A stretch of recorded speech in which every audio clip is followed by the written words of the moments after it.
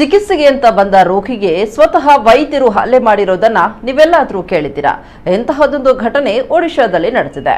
ಒಡಿಶಾದ ಆಸ್ಪತ್ರೆಯೊಂದರಲ್ಲಿ ವೈದ್ಯರು ರೋಗಿಗೆ ಕೋಲಿನಿಂದ ಥಳಿಸಿದ ಘಟನೆ ನಡೆದಿದ್ದು ತಡವಾಗಿ ಬೆಳಕಿಗೆ ಬಂದಿದೆ.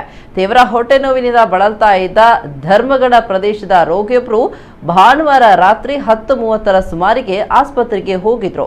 ಆದ್ರೆ ಅಲ್ಲಿ ವೈದ್ಯರಿಲ್ಲದ ಕಾರಣ ಈತ ಇದನ್ನ ಪ್ರಶ್ನಿಸಿ ಜೋರಾಗಿ ಬೊಬ್ಬೆ ಹಾಕಿ ಗಲಾಟೆ ಮಾಡಲು ಶುರು ಮಾಡಿದ್ದಾನೆ.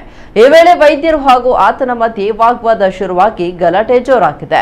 ಒಡಿಶಾದ ಕಲಹಂಡಿ ಜಿಲ್ಲೆಯ ಧರ್ಮಗಢ ಉಪವಿಭಾಗೀಯ ಆಸ್ಪತ್ರೆಯಲ್ಲಿ ಈ ವಿಲಕ್ಷಣ ಘಟನೆ ನಡೆದಿದೆ. ವೈದ್ಯರು ಯುವ ರೋಗಿಯೊಬ್ಬರಿಗೆ ಥಳಿಸಿದ್ದಾರೆ ಅಂತ ಪೊಲೀಸರು ಮಂಗಳವಾರ ತಿಳಿಸಿದ್ದಾರೆ. ಈ ಘಟನೆಯ ವಿಡಿಯೋವೊಂದು ಸಾಮಾಜಿಕ ಜಾಲತಾಣದಲ್ಲಿ ವೈರಲ್ ಆಗಿದೆ.